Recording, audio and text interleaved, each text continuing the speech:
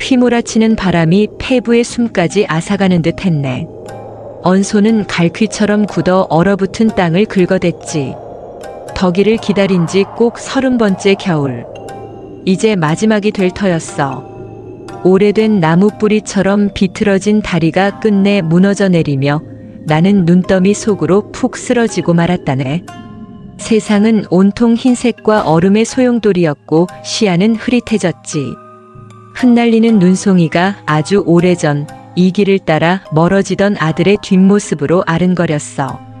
한평생을 붙들고 산 유령 같은 기억이었지. 덕아. 나의 마지막 숨결이 하얀 입김이 되어 폭풍 속으로 흩어졌다네. 그리고 칠흑 같은 어둠, 완전한 정적, 울부짖던 바람도 살을 애는 추위도 이 아픈 가슴도 모든 것이 사라졌어. 그때 소리가 들려왔어. 영혼까지 뒤흔드는 날카로운 쇳소리가 끼익 하고 울리더니 온 세상이 나를 붙잡고 뒤흔드는 듯한 거친 충격이 느껴졌지. 나는 다시 세상으로 내동댕이 쳐진 기분이었네. 눈을 떠보니 그곳은 눈밭이 아니더구나. 나는 윤이 나는 회색 돌바닥 위에 서 있었네. 우리 마을 전체가 들어가고도 남을 만큼 어마어마하게 거대한 굴속이었지. 사방 벽은 온통 유리로 되어 있었는데 그 너머로는 논밭과 산 대신 어스름한 하늘을 긁을 듯이 솟은 기괴한 건물들이 수천 개의 작은 불빛을 반짝이고 있었네.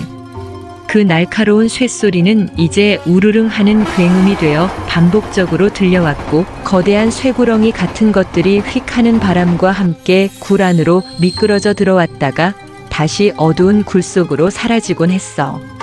한 번도 들어보지 못한 지명을 대며 도착과 출발을 알리는 허공에서 들려오는 계집의 목소리. 사람들은 개미떼처럼 내 주위를 바삐 오갔는데 그들의 옷은 이상하고 매끄러운 천으로 만들어져 있었고 머리 모양새 또한 기괴하기 짝이 없었지. 모두들 손에 쥔 빛나는 작은 사각형에 홀린 듯 시선을 고정한 채 그 섬뜩한 빛에 얼굴을 비추며 정신없이 걷고 있더구나. 나는 보이지 않는 존재였어. 다른 시대에서 흘러들어온 유령처럼 바삐 움직이는 낯선 이들의 물결 속에서 표류하고 있었지. 아, 눈보라가 내 목숨을 앗아갔구나. 하지만 이곳은 어르신들이 말하던 저승이 아니었어. 여긴 소음과 빛으로 가득 찬 무섭고 정신없는 지옥 같았지. 극심한 공포가 나를 덮쳤네. 나는 커다란 기둥 뒤로 허둥지둥 몸을 숨기고 해진 옷자락을 더 단단히 여몄지. 숨어서 지켜보니 그 쇠구렁이는 치익하는 소리와 함께 미끄러져 들어와 문을 열고는 사람들을 한 무더기 토해내고 다른 무리를 삼킨 뒤 다시 어두운 굴 속으로 사라지더구나. 아, 말없이 움직이는 마차로구나. 보이지 않는 요술로 움직이는 것이 틀림없었어. 사람들은 또 얼마나 혼란스럽던지. 모두들 손에 든 속에서부터 빛을 내는 작은 돌멩이를 쳐다보고 있었지. 엄지손가락으로 그 표면을 쓰다듬으면 얼굴에 웃음이 피어났다가 골똘히 생각에 잠겼다가 또 화를 내기도 하더군. 그 돌멩이를 귀에 대고 말을 걸기도 했어. 어떤 젊은 여인은 돌멩이가 보여주는 것에 소리내어 웃었고 양복을 입은 사내는 돌멩이에 대고 화가 난 듯 짧게 쏘아붙이더구나. 이것은 필시 돌멩이와 이야기를 나누는 미치광이들의 세상, 거대한 미혹에 빠진 것이 틀림없었어. 얼마나 시간이 흘렀을까. 공포가 무뎌져 기진맥진한 혼란만 남았을 때 급히 서두르지 않는 한 사람이 눈에 들어왔네. 건너편 긴 의자에 나와 비슷한 연배로 보이는 노파 한 분이 앉아 있었지. 머리는 짧고 이상하게 구불거렸지만 그 얼굴엔 삶에 익숙한 주름이 어려 있었어. 그 광란 속에서 홀로 고요한 섬과도 같았지. 내 시선을 느꼈는지 그 노파가 나를 돌아보았네. 나는 다른 세상에서 온 듯한 내 옷차림 때문에 필시 의심하거나 노여워할 것이라 생각하며 움찔했지. 하지만 노파는 얼굴을 찌푸리지 않았어. 얼굴에 쓴 작은 유리 동그라미 너머의 눈에는 호기심만이 그리고 이내 다정한 친절함이 깃들더구나. 그저 작고 머뭇거리는 미소를 지어 보일 뿐이었네. 그리고는 가방에 손을 넣어 그 빛나는 돌멩이 중 하나를 꺼내 들었어. 내 심장이 목구멍까지 뛰어오르는 듯 했지. 손가락으로 한번 톡 건드리니 돌멩이가 활짝 피어나듯 빛으로 가득 찼어. 그 표면에 작고 다채로운 그림들이 나타났지. 그림 하나를 누르니 그것이 사라지고 다른 그림이 나타났어. 세상에, 그렇게 무서우면서도 아름다운 것은 처음 보았네. 그 안에 세상을 품은 검은 거울 같았지. 노파는 고개를 들어 입을 해 벌리고 쳐다보는 나를 발견했네. 내 시선이 자신의 손에 들린 빛나는 돌멩이에 닿아 있는 것을 보고는 모든 것을 이해했다는 표정을 지었어. 그리고는 다시 이번에는 더 환하고 안심시키는 미소를 지으며 돌멩이를 살짝 들어보였지. 마치 괜찮다, 해치지 않아 하고 말하는 듯이. 내가 막 기어서라도 도망치려던 바로 그 순간 공기를 꿰뚫는 소리가 들려왔네. 쇠구렁이의 굉음이 아니라 노파의 손에 들린 그 빛나는 돌멩이에서 직접 흘러나오는 맑고 경쾌한 가락이었어. 노파의 얼굴이 환한 미소로 빛났지. 돌멩이 표면을 한번 톡 누르고는 그것을 머리 옆으로 가져갔네. 아이고, 우리 이쁜 강아지.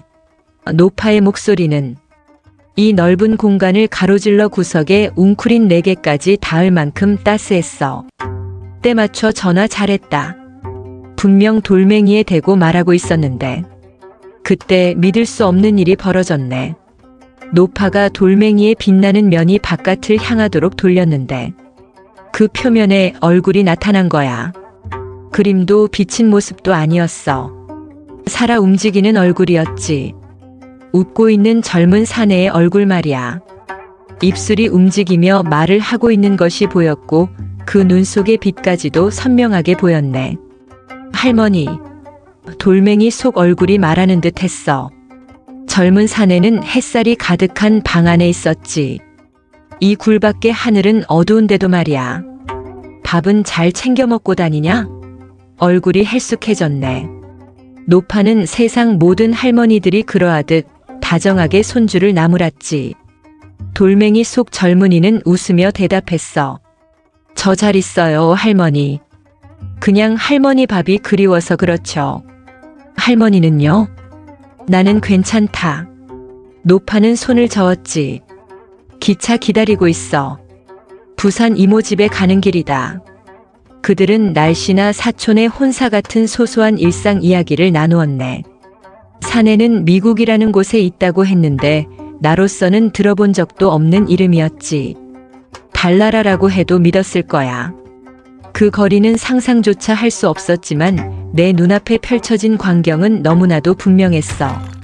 상상도 못할 바다와 땅을 사이에 둔 할머니와 손주가 서로의 얼굴을 보고 목소리를 들으며 소박하고도 더없이 깊은 순간을 나누고 있었지.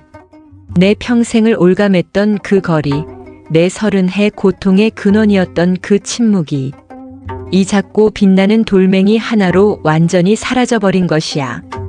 이건 마귀의 요술이 아니었어. 이것은 기적이었지. 저는 그들을 보며 문득 한 가지 질문이 떠올랐습니다.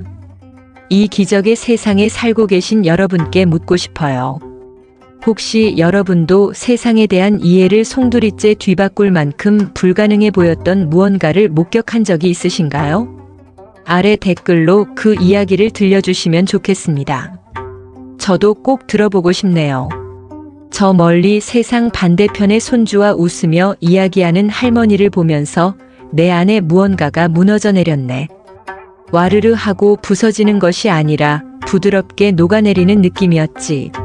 내 가슴 속에 맺혀있던 얼음덩어리 1950번의 아침을 맞이하는 동안 나를 짓누르던 그 차갑고 무거운 슬픔의 돌이 녹아내리기 시작했어. 눈물이 뺨을 타고 흘러내렸지만 30년 만에 처음으로. 그것은 슬픔의 눈물이 아니었네. 너무나도 경이로워서 너무나도 깊은 해방감에 숨이 멎을 듯한 그런 눈물이었지. 내 평생의 고통은 침묵과 거리라는 기반 위에 세워져 있었어. 알지 못하는 것, 기다리는 것. 내 마을과 한양 사이의 끝없고 고통스러운 공간. 내 아픔은 연결될 수 없다는 불가능함에서 태어난 것이었지. 그런데 바로 그 순간 나는 내 슬픔의 근간 자체가 먼지가 되어 사라지는 것을 보았네. 나의 후손들이 만들어낸 이 세상에서는 거리는 신화에 불과했어. 침묵은 저주가 아니라 선택이었지. 이제 어떤 어미도 30해를 기다릴 필요가 없을 것이야.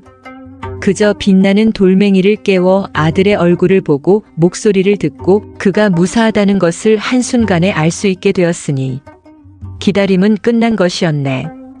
이 노파뿐만 아니라 이 세상 모두에게 말이야.